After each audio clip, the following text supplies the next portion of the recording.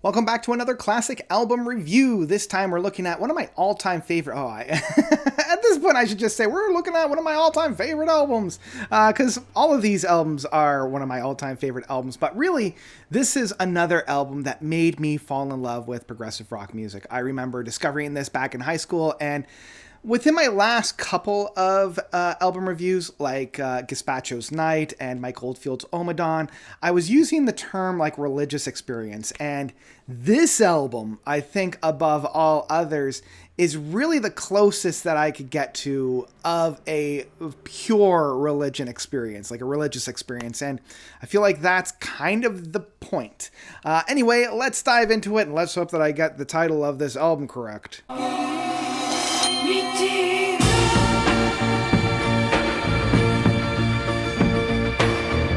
Okay, so apparently Google Translate isn't going to help me with the pronunciation of this because they basically just sounds out the letters. So it's like Olias, Olias, I think it is.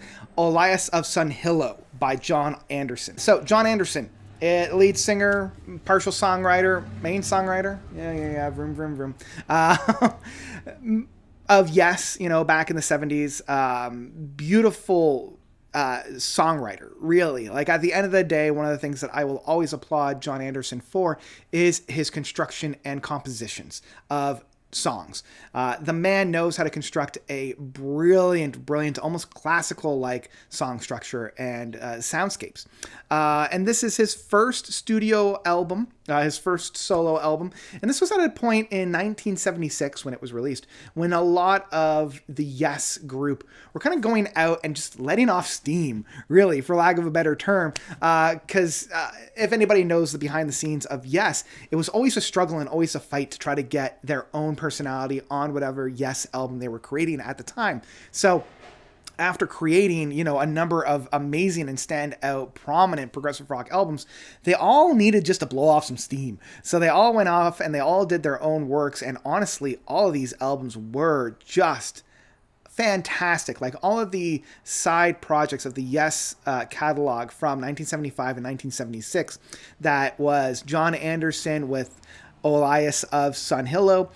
You had, the King Arthur and the Knights of the Round Table from John Anderson. Chris Squire's Fish Out of Water. Yeah, Alan White didn't really do too much because he was still pretty new, but like Bill Bruford had his couple of albums. The one where he's caressing the cymbal, and the other where he's opening the box.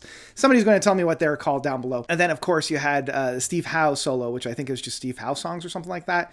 His was kind of the weakest of the bunch. Anyway, besides the point, getting off track, we're talking about John Anderson's Olias of Sunhillow.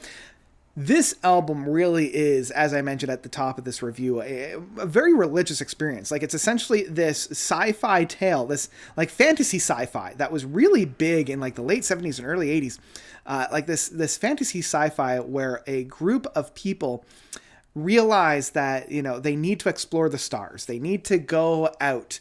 And it's really their journey. It's the pilgrimage story, but in this very religious and sci-fi fantasy setting where they go to the stars and land on a new planet and begin to kind of encumber and be assimilated into this new planet, this new essence. And it's just such a brilliant way of storytelling. Not only do you have the liner notes, but my copy has like this book that's very hard to read because the font is extremely hard to read. But this story, of these people that have this yearning for exploration and the yearning for the stars, go and seize them and then experience these new things. And this album is a masterclass of the build-ups and the payoffs. The first 3 tracks on this album really set the stage of what you're going to expect. You have these gradual builds, these gradual climbs that lead to brilliant and beautiful crescendos that then slowly taper off, and you get a little bit of a breath of fresh air. Paired with that is John Anderson's use of sound, specifically on the synthesizer and the playing with a lot of new technologies that were around about this time. I mean, it was no wonder that he teamed up with Vangelis after this to do John and Vangelis, where, Vangelis, the master of creating sounds on the synthesizer, they worked so perfectly together. And this album really is the prototype of that. We get these very strange and beautiful sounds that are permeated throughout this album, not only on their standstills, just kind of like, adding a little bit of dish every once in a while, a little bit of dash, but we get these full-on symphonic sounds that are being produced with this. It's being used in the rhythm sections. There's very few actual drum works on here. Like, it wasn't until I sat down to review this album that I started listening, and I realized, like, there's not a whole lot of actual drumming. A lot of the percussion on here is being used by the synthesizer. It's being used by these kinds of like production side of things. It's really pioneering a lot of the different soundscapes and a lot of different sounds of this time. It's that whole buildup. It's a lot of these different movements on it. But man, that second side of that album, where it really is just this big climb, this big climb. I always wonder what would have come if John Anderson and Chris Squire were working around the same time, where Chris Squire was doing his Fish Out of Water album and John Anderson was doing this. What would have happened if these two sounds were being used at the same time? Because both were utilizing that really big, really grand builds to this massive crescendo. And that's found on, the 7th track of Moon, Raw, Chorus, and Song of Search, where it's so grand, it's so big, it's such a powerhouse of a track. And the Song of Search that ends this off is just so somber. Like, even though John Anderson is able to create these massive, for lack of a better term, symphonies of tracks on here, he's still able to bring it down into such a pure essence of a track. Just that very, very soft synthesizer of that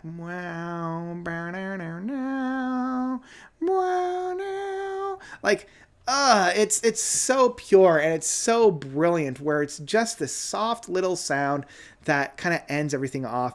And To the Runner, the final track off of this, when I was, first listening to this album, I always thought that this was a very strange kind of afterthought. It didn't kind of tie anything together. It was very like tacked on at the end, but it feels more like a to be continued. It's like, now that we've done this, we can continue our search. And really, To the Runner is, we have established ourselves. We have started this all off. Now it's your turn to go and search for your own time. It's kind of like a learn from us, learn what we've done, and now go off and do your own thing. And it's just such a powerful movement at the end of the day. And yeah, this is an album that I still come back to. Every time I listen to it, I get moved. I really do. It's the big builds, it's the big climbs. As I've been mentioning with all of the tracks and all of the albums that I've been talking about so far, this is another one that really, really, really did make me fall in love with progressive rock music. When you want to find the genesis, if you want to find the source of why I love progressive rock music, it's albums like this that I point to. It's albums like this that I'm like, this is the reason. This is the reason itself. If only John Anderson had done something better moving forward. I mean, Songs of Seven, the follow-up in 1980, is a little bit of a dud.